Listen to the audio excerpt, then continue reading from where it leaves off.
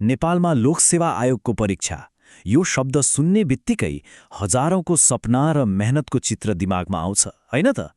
तर त्यो एउटा नतिजाको पछाडि कस्तो बलियो किल्ला जस्तै प्रणालीले काम गर्छ होला, जसले हरेक उम्मेद्वारको प्रयासलाई सुरक्षित राख्छ? आउनुहोस्, आज हामी त्यही विश्वासको प्रणालीभित्र पसेर हेरौं। हो, यो केवल एउटा परीक्षा मात्रै होइन, यो त वर्षौंको लगानी, त्याग र भविष्यको आशा हो। त्यसैले यो प्रक्रियाको हरेक सानोभन्दा सानो कुरा पनि एकदमै महत्त्वपूर्ण हुन्छ। तर प्रश्न उठ्छ, यति ठूलो र संवेदनशील परीक्षालाई निष्पक्ष र सुरक्षित राख्ने जालो कसरी बुनिएको हुन्छ त? यसको रहस्य यसमा संलग्न पात्रहरू र उनीहरूले पालना गर्ने कडा नियमहरूमा लुकेको छ। ल, सुरु गरौँ यसका मुख्य पात्रहरूबाट। साँच्चै भन्नुपर्दा यो परीक्षा सञ्चालन प्रक्रियालाई एउटा भव्य महायज्ञभन्दा फरक पर्दैन। यहाँ हरेक पात्रको भूमिका पहिले नै तोकिएको र एकदमै महत्त्वपूर्ण हुन्छ। एउटा सानो गल्तीले पनि यज्ञको पवित्रता नै भङ्ग हुन सक्छ। त्यसैले पहिला यसका मुख्य पात्रहरूलाई चिनौँ है त। सबैभन्दा माथि हुनुहुन्छ केन्द्राध्यक्ष। उहाँलाई परीक्षा केन्द्रको कप्तान भन्दा पनि हुन्छ। प्रश्नपत्रको सुरक्षादेखि उत्तर पुस्तिका फिर्ता पठाउनेसम्म सम्पूर्ण प्रक्रियाको अन्तिम जवाफदेहिता उहाँकै काँधमा हुन्छ। उहाँको निर्णय नै अन्तिम मानिन्छ। अनि केन्द्राध्यक्षको दाहिने हात हुनुहुन्छ उपकेन्द्राध्यक्ष। उहाँले केन्द्राध्यक्षलाई हरेक चरणमा सघाउने मात्र होइन, कुनै आपतकालीन अवस्थामा पुरै जिम्मेवारी लिन पनि तयार रहनुहुन्छ। यो एक किसिमको बाकअप प्रणाली जस्तै हो। त्यसपछि आउनुहुन्छ सहायक केन्द्राध्यक्ष। उहाँको काम सायद सबैभन्दा महत्त्वपूर्ण मध्ये एक हो। सही व्यक्तिले नै परीक्षा दिइरहेको छ भनेर पक्का गर्नु। प्रवेशपत्रको फोटो र हस्ताक्षर जाँचेर उहाँले नै पहिलो चरणमा हुन सक्ने कुनै पनि छलकपटलाई रोक्नुहुन्छ। अब समन्वयकर्ताको भूमिका हेरौँ। उहाँलाई पर्दा पछाडिको नायक भन्न सकिन्छ।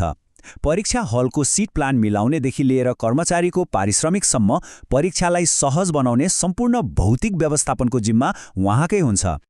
र अन्त्यमा परीक्षा हलभित्रका आँखा र कान अर्थात् निरीक्षक। उहाँहरूले नै परीक्षार्थीहरूसँग प्रत्यक्ष रूपमा काम गर्ने हो, अनुशासन कायम राख्ने हो र निष्पक्ष वातावरण बनाइराख्ने हो। उहाँहरू नै परीक्षाको फ्रन्ट लाइनमा खटिनुहुन्छ। ल, अब हामीले पात्रहरू त चिन्यौं। अब हेरौं यो महायज्ञ कसरी सुरु हुन्छ। परीक्षार्थीहरू हलमा प्रवेश गर्नुभन्दा धेरै अघिदेखि नै सुरक्षाको कडा घडी चल्न थालिसकेको हुन्छ।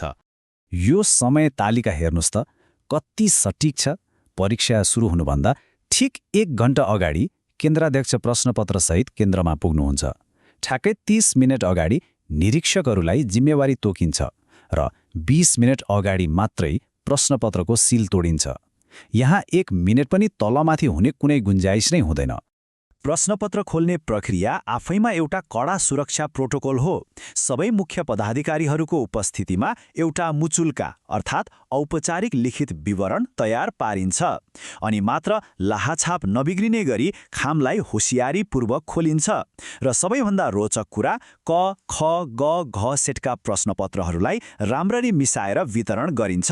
यसको सोझो अर्थ हो, छेउछाउका परीक्षार्थीले एउटै सेटको प्रश्नपत्र पाउने सम्भावना लगभग शून्य हुन्छ। यसले चिट चोर्ने अवसरलाई सुरुमै निस्तेज पार्छ। ल, अब परीक्षाको घण्टी बज्यो। अब हेरौँ है, हलभित्रको वातावरण कस्तो हुन्छ र नियमहरू कति कडा हुन्छन्। हलभित्र सुरक्षाको दोहोरो घेरा हुन्छ।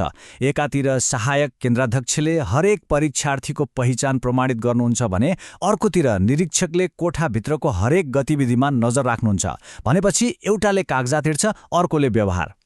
निरीक्षकले नियमहरू स्पष्ट पार्नुहुन्छ। उत्तर पुस्तिकामा झुक्किएर पनि आफ्नो नाम वा कुनै सङ्केत लेख्न पाइँदैन।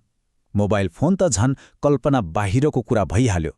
सानोभन्दा सानो गल्तीले पनि परीक्षा नै रद्द हुन सक्छ। र यहाँ कुनै सम्झौता हुँदैन। अनुचित कार्यप्रति शून्य सहनशीलता, 0 टलरेन्स अपनाइन्छ। यसको कारण पनि स्पष्ट छ। एउटा व्यक्तिको बेइमानीले हजारौं इमान्दार परीक्षार्थीको भविष्यमाथि खेलवाड गर्न सक्दैन। त्यसैले केन्द्राध्यक्षलाई कसैलाई पनि तत्काल निष्कासन गर्ने पूर्ण अधिकार दिएको हुन्छ। अन्तिम घण्टी बज्नुको अर्थ काम सकियो भन्ने पटक्कै होइन, बरु अब सबैभन्दा महत्त्वपूर्ण र संवेदनशील प्रक्रिया सुरु हुन्छ। हो, किनभने अब सुरु हुन्छ उत्तर पुस्तिकाको सुरक्षाको सबैभन्दा संवेदनशील यात्रा। पहिलो काम, निरीक्षकले सबै उत्तर पुस्तिका सङ्कलन गर्नुहुन्छ। त्यसपछि हरेक पानामा खाली छोडिएको ठाउँलाई काटिन्छ। किन होला? ताकि पछि कसैले त्यहाँ केही थप्न नसकोस्। सहायक केन्द्राध्यक्षले यो प्रमाणित गरेपछि मात्र गनेर केन्द्राध्यक्षलाई बुझाइन्छ। हरेक कदममा प्रमाणीकरण अनिवार्य छ। नियमले नै स्पष्ट भन्छ, उत्तर पुस्तिकाहरू थैलोमा सिलबन्दी गरी थैलाको जोड्नीमा केन्द्राध्यक्ष, उपकेन्द्राध्यक्ष, सहायक केन्द्राध्यक्ष र समन्वयकर्ता समेतले अनिवार्य रूपमा दस्तखत गर्ने। यसले बहुस्तरीय सुरक्षा र जवाफदेहिता सुनिश्चित गर्छ।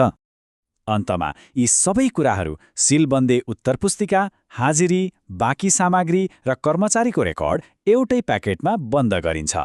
यो प्याकेट त्यो परीक्षा केन्द्रको सम्पूर्ण दिनको एक प्रमाणित र छेडछाड गर्नै नमिल्ने अभिलेख हो। अब बल्ल हजारौं परीक्षार्थीहरूको मेहनत र भविष्य बोकेका उत्तर पुस्तिकाहरू आयोगसम्म पुग्नका लागि पूर्ण रूपमा सुरक्षित छन्। तर सोच्नुस् त, यो विस्तृत प्रणाली नियमहरूको सङ्ग्रह मात्र होइन, यो त विश्वासको जग हो जसमाथि हजारौं नागरिकले आफ्नो भविष्य अड्याएका हुन्छन्। प्रश्न यो उठ्छ, सिङ्गो राष्ट्रमा यो विश्वासलाई जीवित राख्न के कुरा आवश्यक पर्छ त? सायद यसको जवाफ कुनै नियममा होइन, बरु यो प्रक्रियामा सामेल हरेक व्यक्तिको इमान्दारी र निष्ठामा लुकेको छ।